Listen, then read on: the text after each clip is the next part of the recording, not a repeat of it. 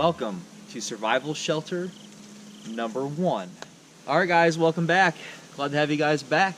And here I have a tripod setup, shelter setup. And this is going to be a segment of shelters that I'm going to be doing. And you know, as I'm doing the survival fire videos, I'm doing the survival tinder videos. Now I'm going to start another one called Survival Shelters. And yeah, this is going to be fun.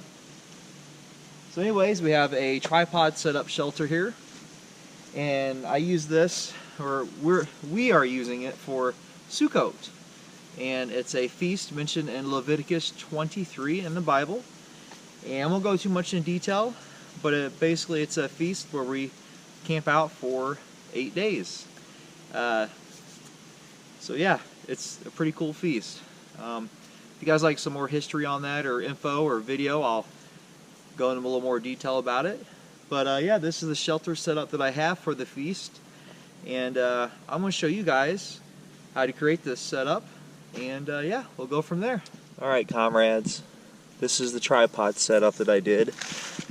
This is one of the legs. And you can do a tripod lash, which this is, I started out with the tripod lash. Maybe I'll show you that in a future video how to do a tripod lash, but this one I did the tripod lash. It's not the greatest looking, but it works. And as you see my other one, I got just a little carried away, but in a survival situation it would work. Then here is the support for the frame. This is what sits on the tripods.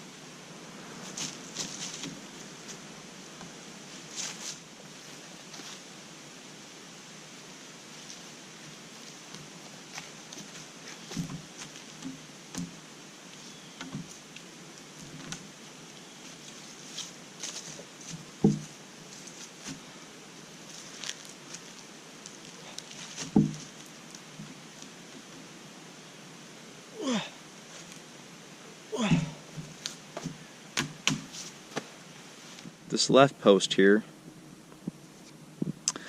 the cord from the top, I wasn't paying attention, but when I did it, I made my cord just a little too low, but it worked out, and I'll show you how.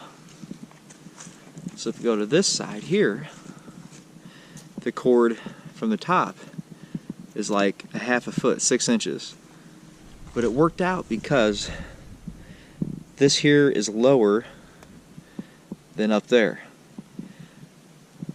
And the reason being is since the cord stops here, this is where the brace is going to stop.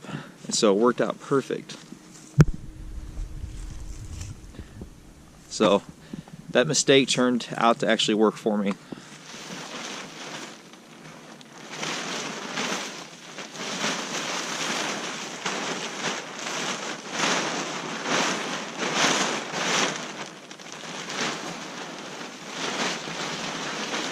Okay, on this shelter I'm using a tarp, and of course it's got to be a camo tarp, just a cheap old camo tarp.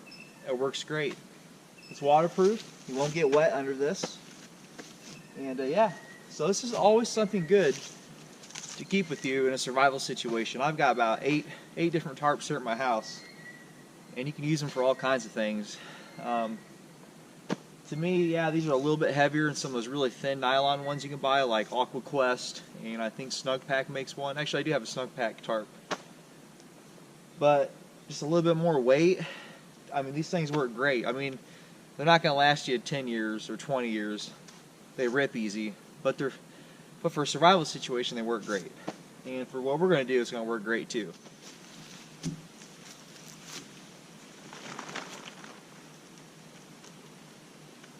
I'm not going to make any kind of fancy knot. It's just going to be just a knot to hold it on. And, you know, by the way, I am not the greatest at making knots. I'm still learning a bunch of different knots you can do, but it's not really takes rocket science to just tie a knot in the corner to hold. I'm sure anyone can do it, hopefully. At least for something like this. Now, if it came to rock climbing, no, you need to know your knots. You definitely need to know your knots when it comes to rock climbing.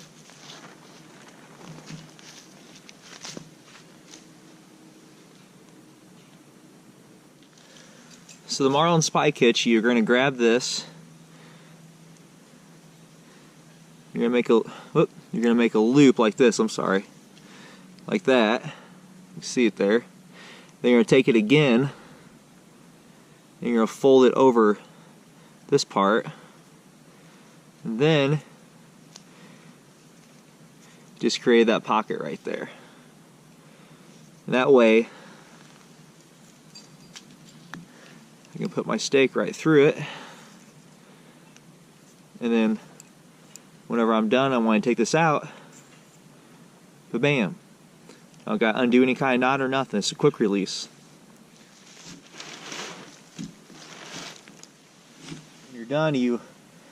When you're done making your Marlin spike hitch, you want to make a knot so it doesn't come through the Marlin spike hitch. So of course that's easy. You just cut a little piece off the end. Just do like that.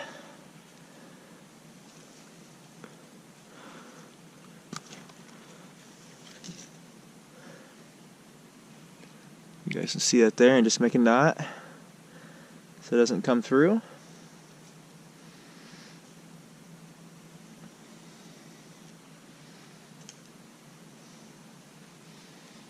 Okay. Then when I put my stakes in the ground, I always go at an angle. That way they don't pull out too easy. This one's actually a little rough on the hands. There.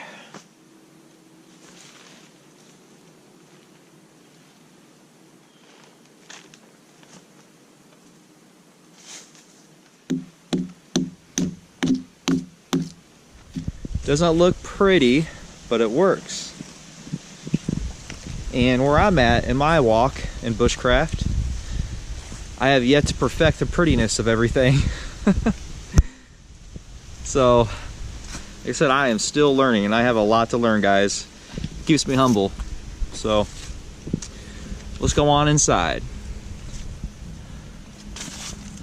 You could easily sleep 3 people in here.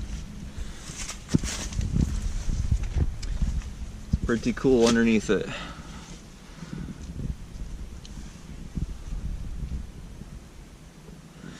Well, really not much to look at, guys.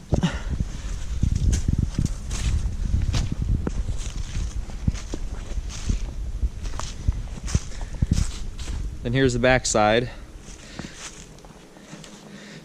Oh my gosh, I might be in trouble because there's a little crease there. But the same here, guys, as well. Harsher conditions, you really want to stake it out. And that would really pull it tight. But where I'm at, I don't need to worry about that.